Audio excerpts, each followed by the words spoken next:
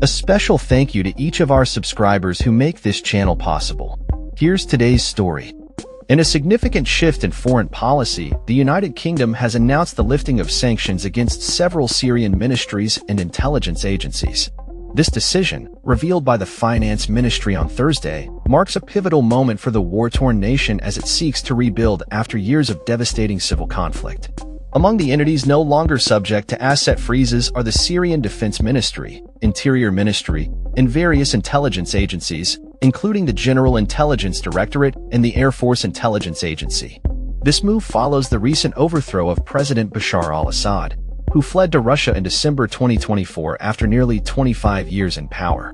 The sanctions, which were originally imposed to penalize those who supported Assad's oppressive regime, aimed to curb the violent suppression of civilians and the spread of misinformation. However, Hamish Falconer, the UK Minister for the Middle East, stated that the Syrian people deserve the opportunity to rebuild their country and economy. He emphasized that a stable Syria is in the UK's national interest. The lifting of sanctions extends beyond government ministries to include media outlets such as Al Watan, Cham Press TV, and Sama TV, which had been accused of disseminating propaganda and inciting violence during Assad's rule. The Foreign Office clarified that while sanctions against Assad and his close associates remain intact, the easing of restrictions on these entities is intended to facilitate investment and support reconstruction efforts. The new leadership in Syria, formed in late January, has struggled to address the dire economic and infrastructural damage inflicted by nearly 14 years of civil war. The transitional administration has been advocating for the removal of harsh sanctions imposed by Western nations, but with limited success until now. This latest development comes on the heels of a broader trend of sanction relief from other Western nations, including the United States and the European Union. In March, the UK lifted sanctions against 24 Syrian businesses, primarily banks and oil companies, further signaling a shift in approach. Meanwhile, the US Treasury has issued a general license allowing certain transactions with the Syrian government, including energy sales.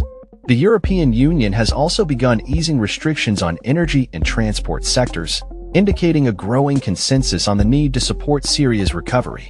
Despite these positive developments, concerns linger regarding the future of democracy in Syria and the potential role of Islamist factions in governance.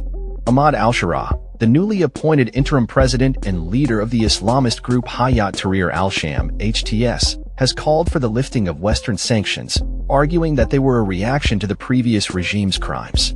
However, HTS remains designated as a terrorist organization by the UK, complicating the international community's response.